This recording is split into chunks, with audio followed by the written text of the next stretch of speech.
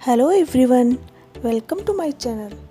दोस्तों, आज मैं आपको लड्डू गोपाल के बारे में बताने जा रही हूँ। आज मैं इस वीडियो के माध्यम से आपको लड्डू गोपाल की स्नान विधि और पूजा विधि के बारे में बताऊंगी। दोस्तों, वैसे तो सभी लोग अपने घर में देवी देवताओं की पूजा करते हैं, लेकिन बहुत से लोग ऐसे भी हैं जो भगवान कृष्ण के बाल स्वरूप की पूजा भी करते हैं, जिन्हें लड्डू गोपाल कहते हैं।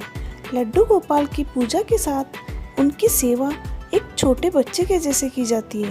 दोस्तों, लड्डू गोपाल की सेवा में वह सब कुछ करना होता है जिस तरह से एक माँ अपने बच्चे को रखती है। एक माँ अपने बच्चे को सुबह से शाम तक और रात को सोने तक उसकी देखभाल करती है, उसी तरह हमें लड्डू गोपाल की देखभाल करनी चाहिए।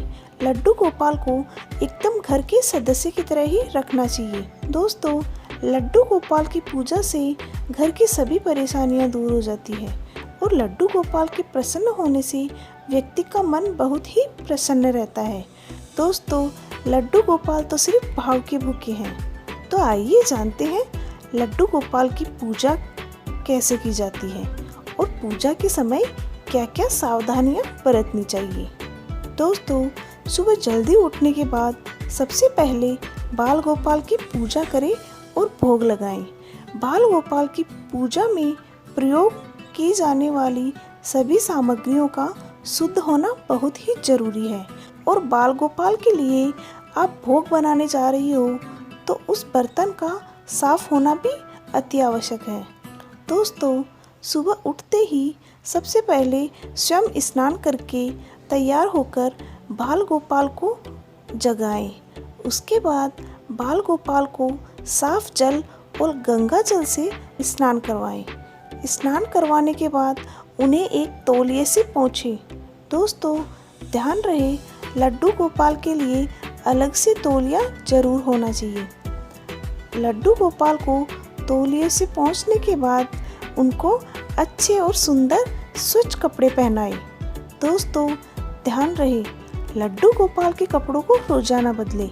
इसके अलावा दिन के अनुसार अलग अलग रंगों वाले कपड़े ही पहनाएं, जैसे सोमवार के दिन सफ़ेद, मंगलवार को लाल, बुधवार को हरा, गुरुवार को पीला, शुक्रवार को नारंगी और शनिवार को नीला। इसी तरह से रविवार के दिन बाल गोपाल को लाल कलर का कपड़ा पहनाएं। इसके बाद लड्डू गोपाल के माथे पर चंदन का टीका लगाएं। चंदन का टीका लगाने के बाद लड्डू गोपाल के श्रृंगार में उनके कान की बाली, कलाई में कड़ा, हाथों में बांसुरी और मोर पंख जरूर लगाएं। उसके बाद लड्डू गोपाल को कांच में अपना मुख दिखाएं और उनकी बलैया लें। अब लड्डू गोपाल के भोग की बारी है। दोस्तों, श्रृंगार के बाद सबसे पहले भगवान गणेश जी की आरती उतारें और फिर लड्डू गोपाल की आरती करें। दोस्तों, लड्डू गोपाल के खाने में मक्खन, मिश्री और तुलसी अवश्य होना चाहिए। दोस्तों, आरती के बाद लड्डू गोपाल को अपने हाथों से भोग लगाएं। उन्हें अच्छी तरह से खाना खिलाकर, पानी पिलाकर और उनका मुंह पोंछें। उसके बाद उन्हें झूला झुलाएं। दोस्तों, ध्यान रहे झूला झुलाने के बाद झूले में जो पर्दा लगा है उसको हमेशा बंद कर देना चाहिए। उसको बंद करना ना भूलें। दोस्तों, लड्डू गोपाल को हमेशा अपने बच्चे की तरह रखें। दोस्तों, घर में कोई भी शुभ अवसर हो या फिर त्योहार हो तो जैसे घर के सभी सदस्यों के लिए आप नए कपड़े और मिठाइयाँ लेकर आते हैं, तो उसी प्रकार लड्डू गोपाल के लिए भी नए कपड़े और पकवान जरूर मंगवाएं। बाल गोपाल की पूजा और भोग लगाए बिना खाना नहीं खाना चाहिए।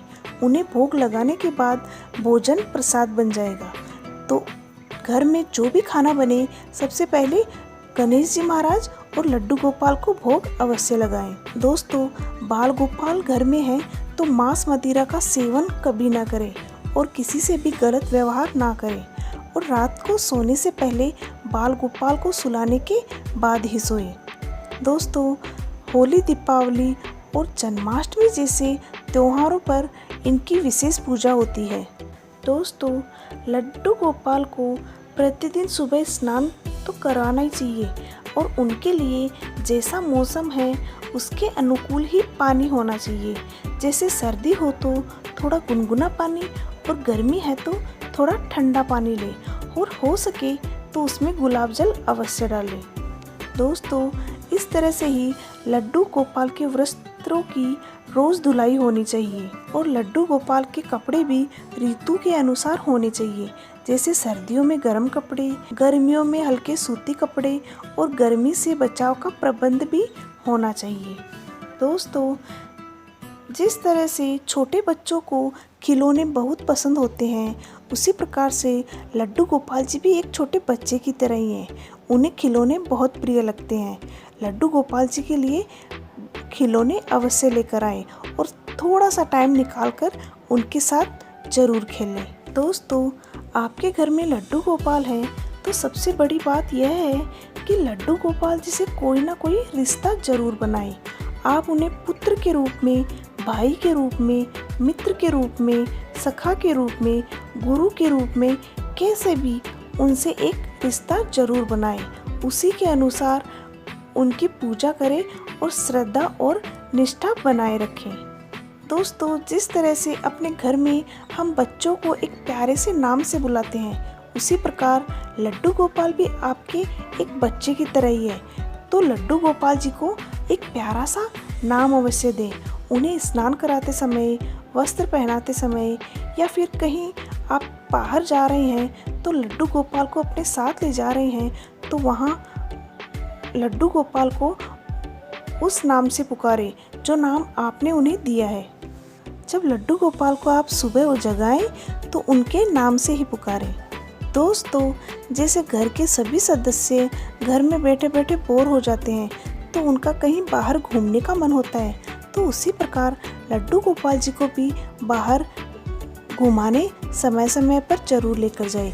उनका मन भी घर में रहकर अकुला जाता है तो उन्हें घुमाने अवश्य ले जाएं।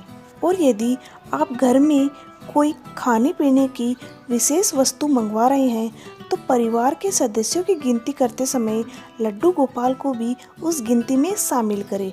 उनके हिस्से का भी सामान अवश्य मंगवाएं।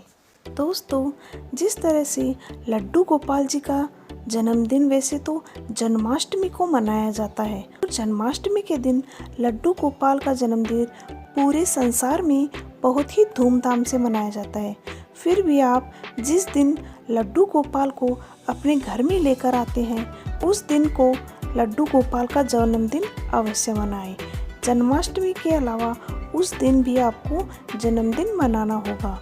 जिस तरह से छोटे बच्चे के जन्मदिन पर आप घर को सजाकर और सारे छोटे बच्चों को बुलाकर अपने बच्चे का जन्मदिन मनाते हैं, उसी प्रकार लड्डू गोपाल जी के जन्मदिन के दिन भी घर को सजाकर बच्चों को बुलाकर लड्डू गोपाल जी का जन्मदिन मनाएं।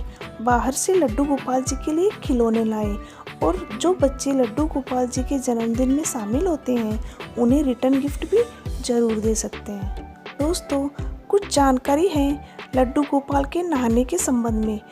दोस्तों, जब आप लड्डू गोपाल को नहलाते हैं तो उनके नहाने के बर्तन को किसी और काम में इस्तेमाल न करें।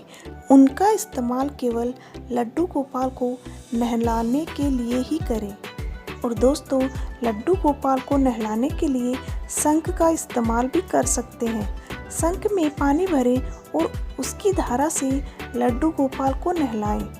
अगर आपके घर में शंख नहीं है तो आप अपने हाथों से भी लड्डू गोपाल को नहला सकती हैं।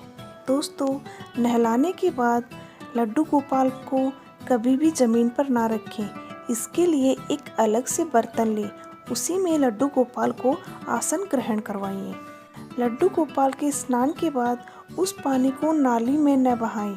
या तो आप उस पानी को स्वयं ग्रहण करें या फिर अपने घर में छिड़क दें या तुलसी के गमले में इस पानी को डाल सकते हैं। इससे तुलसी का पौधा हमेशा ही हरा भरा होगा और आपके घर में माँ तुलसी की कृपा बनी रहेगी। दोस्तों, ये वो जानकारी है जो लड्डू गोपाल की पूजा के समय आपको ध्यान रखनी चाहिए और लड्डू गोपाल को अपने घर में किस तरह से रखें ये जानकारी मैंने आपसे साझा की है। अगर आपको मेरे द्वारा दी गई ये जानकारी अच्छी लगी तो मेरे चैनल को लाइक शेयर सब्सक्राइब जरूर करें। ओके, धन्यवाद।